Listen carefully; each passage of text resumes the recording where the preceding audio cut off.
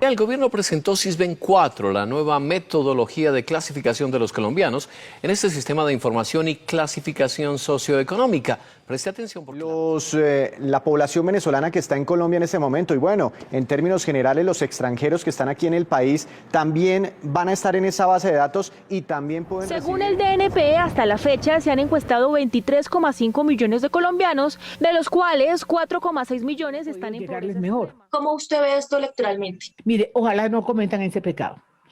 Ojalá no caigamos en eso porque vamos a estar muy alerta. Me da mucho susto que esta carrera inicial por la presidencia, con una posible reforma tributaria que no va a pasar si no les dan mermelada, todo esto termine en recursos divididos. Hola, soy Sara Trejos y esto es Experimentando con la Pobreza, un podcast de la Fundación Carisma con la producción de Sillón Estudios.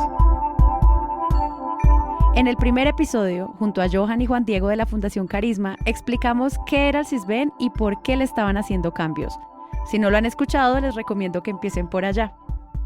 En este episodio les contaremos cómo esta modificación al Sisben está clasificando a las personas por su capacidad de hacer plata y cómo esto puede afectar a las familias en situación de pobreza.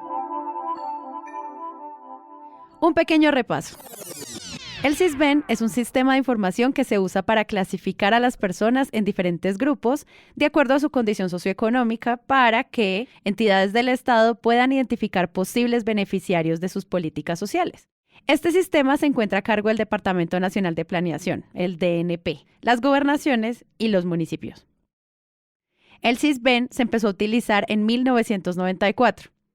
A nivel nacional se usa para determinar quiénes se benefician de más de 19 programas sociales de diferentes características que se enfocan en temas como salud, alimentación, educación, vejez, vivienda e ingresos. Entonces, por ejemplo, digamos subsidios de vivienda para gente en condición de pobreza. Esta es la voz de Joan López. Él es historiador y sociólogo y además es autor del informe de la Fundación Carisma Experimentando con la Pobreza que pueden encontrar en las notas del episodio. Tenemos también como todos los programas de prosperidad social. Ese es el Departamento de Prosperidad Social que está a cargo del alivio de la pobreza extrema. O sea, tenemos programas como Jóvenes en Acción, Familias en Acción. Tenemos también Ingreso Solidario que está ahí. Entonces, todo esto son alivios pues, para gente en condición de pobreza extrema. Básicamente se llaman alivios de transferencias monetarias condicionadas. Entonces, es como si usted cumple ciertas condiciones. Por poner un ejemplo, en Familias en Acciones, tus hijos, si son menores de 6 años, hayan recibido atención en salud y si son mayores de 6 años, que hayan asistido al colegio al menos a un 80% de las clases.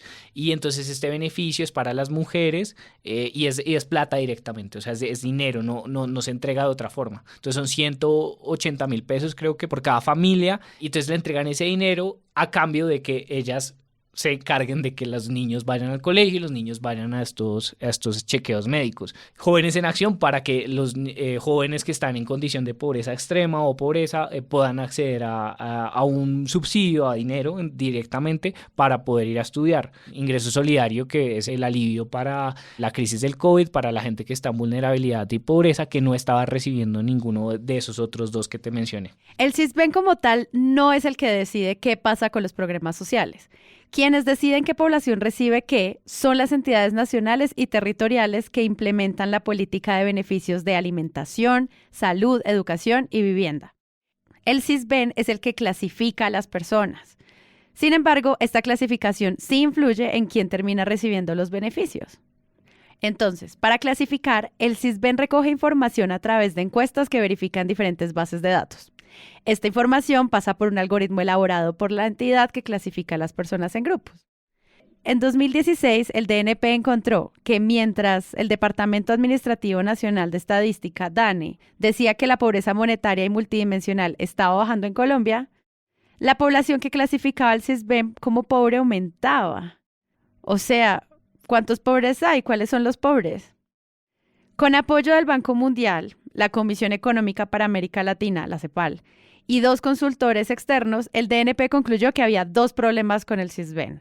1, la falta de componente de capacidad de generación de ingresos y de un sistema para verificar la información reportada por la ciudadanía.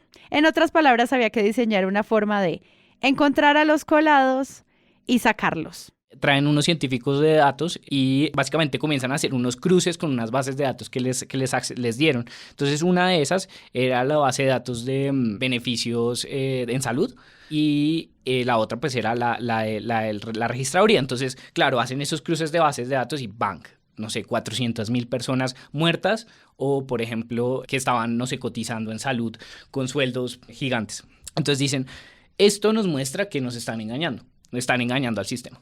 Y el segundo tema fue que dicen, vea, la pobreza en Colombia, según la medición de pobreza multidimensional, la medición de pobreza monetaria, está bajando. Pero de repente estamos viendo que los puntajes bajos en el Sisbén están creciendo constantemente. Entonces ellos dicen, aquí hay una disparidad, esa disparidad tendrá que ver con que el modelo está desactualizado y que necesitamos cambiarlo. Y cambiarlo para que se parezca más a esas mediciones, básicamente. Entonces, esas fueron los dos cambios fundamentales. Y esos dos cambios, pues, generaron dos cambios ya en el sistema, digamos. Con Sisbén, a usted lo ven. Es la herramienta que tiene el Estado para identificar a los hogares que más necesitan ayuda, porque los clasifica de acuerdo a su capacidad de generar ingresos, las condiciones de vida y las características de su entorno. El Sisbén ordena los hogares por grupos, empezando por los más pobres hasta los que menos necesitan ayudas, para que los programas sociales los vean. La encuesta ya no es con lápiz y papel, ahora es más ágil y eficaz, porque gracias al uso de la tecnología se ahorran tiempos, se ubican los hogares y se identifican las necesidades más fácilmente. El más notorio es que la clasificación de las personas ya no es mediante un puntaje de 0 a 100, sino en grupos denominados por letras, A, B, C y D. En cada grupo, los hogares están clasificados en subgrupos. Y les voy a leer una lista. El grupo A comprende los hogares en situación de pobreza extrema. En este grupo de hogares hay 5 subgrupos que van desde A1 hasta A5. El grupo B corresponde a hogares en condición de pobreza moderada. Este grupo tiene 7 subgrupos. El grupo C corresponde a hogares en condición de vulnerabilidad. Este grupo tiene 18 subgrupos que van desde el C1 hasta el C18. Y el grupo D comprende hogares que no están en situación de pobreza. Este grupo tendría 21 subgrupos desde el D1 al D21. En la campaña informativa y publicitaria se resaltó mucho que ahora recogerían los datos en celulares, pero más allá del titular cool para decir, ay, somos muy tecnológicos, los cambios más importantes son: 1. La forma en que se realizará la verificación de la información que la gente da en las entrevistas. Y 2. Cómo se determina que una persona está en un grupo o en otro. Entonces, ya entendiendo esto, concentrémonos en este último punto. Como hablamos en el episodio anterior, la encuesta se modificó para incluir preguntas adicionales sobre la actividad de las personas. Por ejemplo, la cantidad y el origen de los ingresos, los gastos, los beneficios sociales que ya reciben, entre otros. Además, encontraron una estimación a partir de algo que llaman perfiles de presunción de ingresos. Y lo digo lento porque es importante. Escuchemos al director del DNP en noviembre de 2017 sobre qué significa esto. A ver, el Sisbén actual básicamente se enfocaba en el tema del entorno socioeconómico, cuál era la calidad de la vivienda, el tema educativo, si tenía un empleo formal. Pero muchas veces las personas se quejaban, compro una licuadora, compro un televisor, una nevera e inmediatamente me baja mi puntaje del Sisbén. Lo que queremos es no solamente el entorno, sino especialmente cuál es la capacidad de generación de ingresos de los hogares, y eso es lo nuevo en esta metodología del ¿Y Sisbén. cómo verifican ustedes eso? Realmente eso es autorreportado. La gente simplemente contesta unas preguntas de los ingresos, de los gastos, pero nosotros vamos a tener 25 registros administrativos con los cuales vamos a poder cruzar la información para poder verificar y en su momento depurar a los colados del Sisbén. Para todo esto que dijeron, realmente lo que traduce es una predicción de cuál es el nivel de ingreso de las personas. En palabras textuales del DNP, esta metodología permite tener en cuenta estos dos enfoques en el cálculo del puntaje, aproximando la capacidad de población para generar ingresos con el propósito de que la clasificación resultante responda al comportamiento de la pobreza monetaria y multidimensional del país. Acaban de escuchar un actor de voz que se prestó para leer este párrafo del COMPES, pero que básicamente traduce algo así como decirle a las personas, hey, según nuestros cálculos, con lo que tú deberías estar ganando, ya no eres pobre y no deberías tener prioridad en el gasto social del Estado. Como el DNP parte del supuesto de que las personas tienen incentivos para mentirle a los entrevistadores, prefiere su propia estimación de ingreso que podría tener la persona. No mientas, que tu boca pecadora se destiñe cuando implora sus mentiras al jurar. Y sumémosle a esto algo. Este es un proceso bastante opaco. Palabras más, palabras menos, el DNP dice algo así como: nuestra metodología no es arbitraria, es la mejor que podemos aplicar a lo que vemos para el conjunto del país, y fue elaborada por un equipo de profesionales de diferentes disciplinas. Pero piden confianza ciega, porque no muestran la forma concreta en que se hacen estas ponderaciones, ni la estimación de ingresos, ni cómo clasifican a las personas. Los algoritmos del Sisbén son de carácter reservado. Son como una caja negra de la que solo conocemos la información de entrada y los resultados, pero no la forma en que se procesa la información. El algoritmo del Sisbén es secreto, todo el sistema es secreto, entonces la gente no sabe qué está midiendo el DNP como pobreza, y si no sabe, pues no puede participar para decir: oiga, cámbieme esto, mire mi situación, vea que a mí me pasa. Tengo una hermana que ella todo el tiempo, ella trabaja con otra hermana mía todo el tiempo de doméstica en la casa. Y ella apareció en el Sisbén como si fuera D2, o sea, como una persona pudiente. O sea, una persona que nunca ha tenido una cuenta de ahorro, una persona que nunca ha pagado seguridad social, una persona que no tiene nada. Y ella antes aparecía en el Sisbén anterior con 8 punto algo de puntaje, era un Sisbén bajito. Y en esta encuesta la colocaron. Ella ha sido sometida a varias cirugías porque ella sufre de las piernas. Y del seguro, a la Guayú también le llegó el mensaje que le iban a sacar. Ahí me preocupó mucho y yo me puse al pie. Y en ese es que estoy yendo allá para que para que la metan al Sisbén, para que le bajen la encuesta. Y ha sido imposible hasta el día de hoy. No ha habido poder humano para que ella le bajen el nivel del Sisbén, aunque se ha contado esa realidad.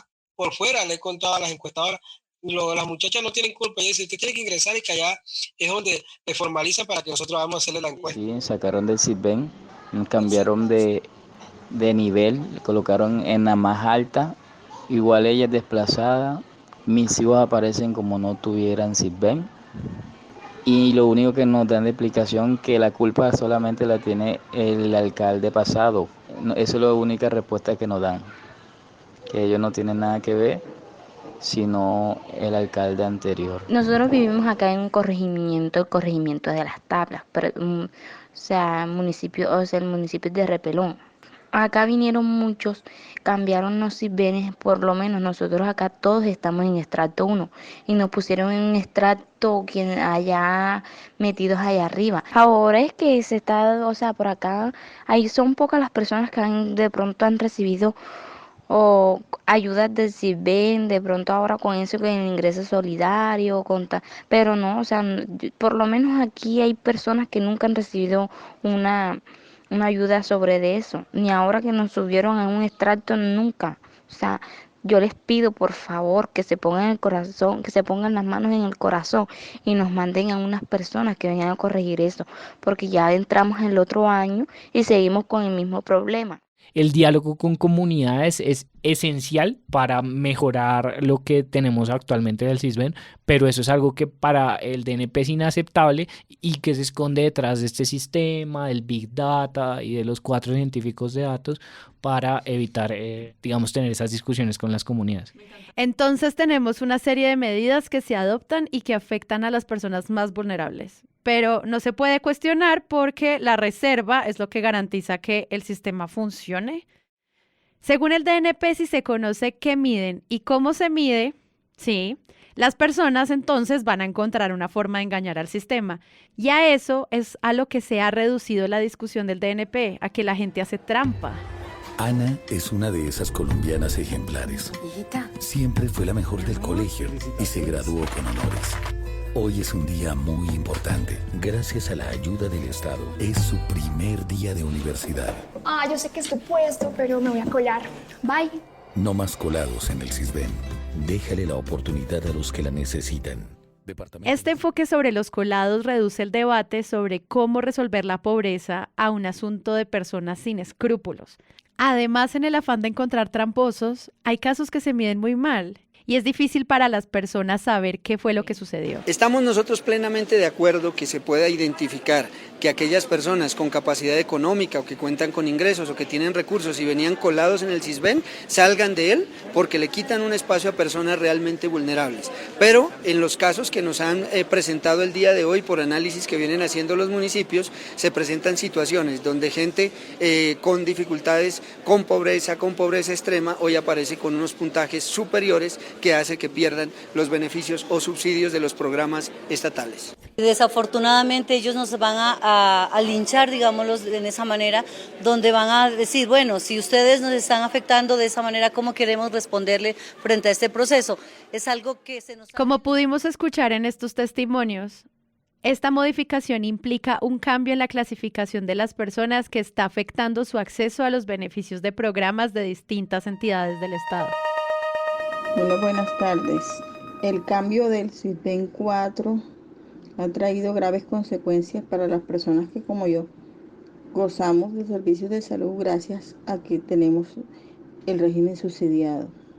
En mi caso particular, a mí y a una hermana nos sacaron de la base de datos sin previo aviso.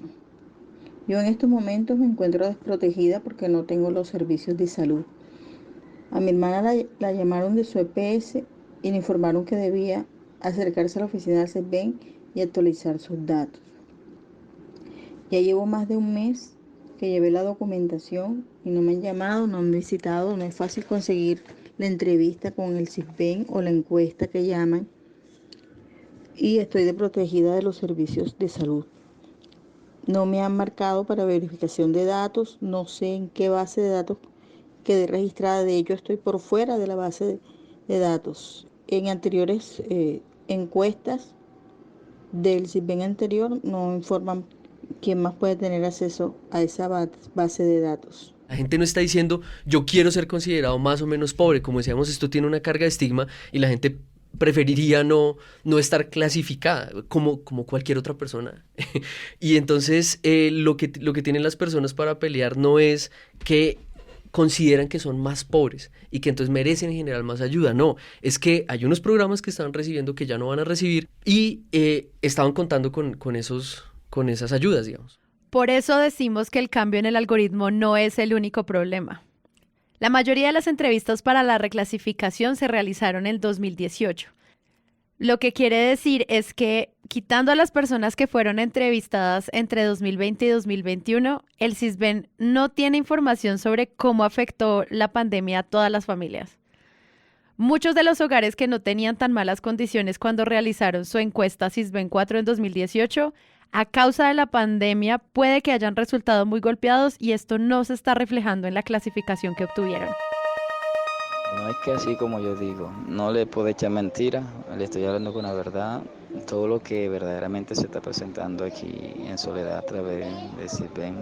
Creo que antes de hacer eso y en medio de toda esta pandemia, yo creo que tenían que dejar que pasara toda la pandemia para que verdaderamente pudieran colocar las cosas en orden y hacer la encuesta como se debía hacer, porque cómo se le ocurre en medio de toda esta pandemia, de lo que está ocurriendo, van a hacer eso donde muchas personas están fuera del Sisbén, muchas personas quedaron en Sisbén. Ahí también nos encontramos nosotros fuera del Sisbén, mis hijos, y la problemática donde estamos, que estamos en el nivel más alto, sin hacerlo verdaderamente a nosotros encuestas. Me imagino que muchas personas igual que se encuentran en bajos recursos también estarán pasando quizá por las mismas situaciones de nosotros, donde no tienen acceso quizás a un subsidio, a algún beneficio verdaderamente que los están... Esto lo sabe el Departamento Nacional de Planeación. Entonces, la respuesta es que las personas que aún no están en Sisbén 4, como las que quieran solicitar que se actualice la información, puedan pedir una entrevista en las oficinas territoriales del Sisbén, es decir, en el municipio donde viven. El DNP confía en que los municipios den abasto para responder a toda esta demanda de entrevistas, cuando esta es precisamente una de las principales quejas de las personas. La gente está desesperada por acceder a una encuesta y no lo está pudiendo hacer porque está sobrecargado el sistema. Y sinceramente sí nos ha perjudicado bastante eso de que, o sea, nos cambiaron de un CISBEN, nos cambiaron de un extracto para otro, que nos ha perjudicado demasiado. O sea, y por lo menos este corregimiento tiene que ir a Repelón a apartar una cita allá, a coger ficha para poder arreglar la cosa del CISBEN. No es fácil sacar una entrevista con los del CISBEN. Y eso que soy líder comunal. La actualización de la información va a tomar tiempo y para muchas personas esto es realmente urgente. Algunos municipios y entidades nacionales han tomado la decisión de tener periodos de transición de al menos un año. Es decir, no quitarle subsidios o beneficios en base a la reclasificación o incluso no solicitar estar en el CISBEN 4 como requisito para aplicar. Pero esto no soluciona el problema. Algunos programas sociales han decidido ampliar la base de beneficiarios, incluyendo a las personas vulnerables. ¿Se acuerdan? Las del Grupo C, para anticipar los impactos de la pandemia. Pero, en teoría, esto puede ayudar a mitigar los efectos de la reclasificación, pero no ayuda a quienes reclasificaron mal y, en todo caso, ¿hasta cuándo se pueden mantener estas medidas? Cómo es cruel la incertidumbre. Y después de todo esto, uno se pregunta, ¿cómo se puede mejorar la situación para las personas que se encuentran en situación de pobreza? De nuevo, Juan Diego. La gente no necesariamente quiere que desaparezca el CISBEN, pero lo que quiere por lo menos de entrada es que sea más, o sea, que puedan acceder a una encuesta que sea mínimo un poco más justo y que entiendan mejor las clasificaciones y que puedan pelear esas clasificaciones de alguna manera cuando no están de acuerdo, que esas reclasificaciones o cambios en la clasificación no sean forzados a través de una tutela, sino que haya un procedimiento administrativo que no le pese tanto a la gente, porque también esa es otra cosa, vivir en este sistema, vivir en estos sistemas demanda energía, demanda tiempo, demanda muchísima energía estar pendiente de todos los papeles y todo eso tiene un costo para las personas. Las personas que no tienen una fuente de ingreso que les permita llegar al siguiente mes en condiciones dignas no quieren que se acaben beneficios como las transferencias monetarias y obviamente invierten gran parte de su tiempo y energía navegando la burocracia para lograr mantenerlo. Pero uno mira los montos totales que puede recibir un hogar. No es tanto dinero dentro del total del ingreso de un hogar en pobreza moderada o en condición de vulnerabilidad. Para un hogar en pobreza extrema, sí puede ser un monto muy importante. Hay que señalar que los programas de transferencias monetarias sirven, especialmente los relacionados con educación. Pero las transferencias monetarias y en general los subsidios focalizados son solo una forma de abordar el problema de la pobreza. Como vemos, lo que está de fondo en este informe es que el CISBEN y la ansiedad por encontrarlo a los que sí son pobres ayuda a enmascarar un problema de acceso democrático a los recursos del Estado y sobre todo de cómo el Estado se relaciona con la ciudadanía. El Departamento Nacional de Planeación presenta a los colados como el problema central del estancamiento en la reducción de pobreza, cuando al final es la política social la que debe revisarse. Así que clasificar a las personas no es un problema meramente técnico, es político. En el próximo episodio hablaremos sobre cómo se intercambian bases de datos con entidades públicas y empresas privadas para verificar los datos que reporta la ciudadanía. Esta estrategia tiene varios problemas relacionados con los derechos que tienen las personas a conocer y decidir sobre su información en manos de terceros. El caso más complicado es un acuerdo que suscribió el DNP con Experian, la multinacional propietaria de Datacrédito. Sí, señores, para el intercambio de información financiera de esta empresa a cambio de información del CISBEN. Los veo en el próximo episodio.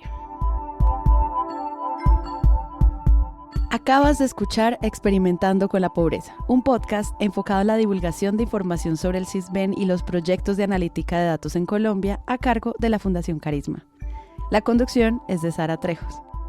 La coordinación de la investigación es de Juan Diego Castañeda, abogado y excoordinador de investigación de la Fundación Carisma, y la investigación es de Joan López Solano, autor del informe de la Fundación Carisma Experimentando con la Pobreza. La producción de este podcast es de Sillón Estudios. El guión es de Pablo Convers. La edición es de Gabriela Supelano.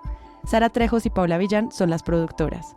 El fact-checking es de Juan Diego Castañeda y Joan López Solano.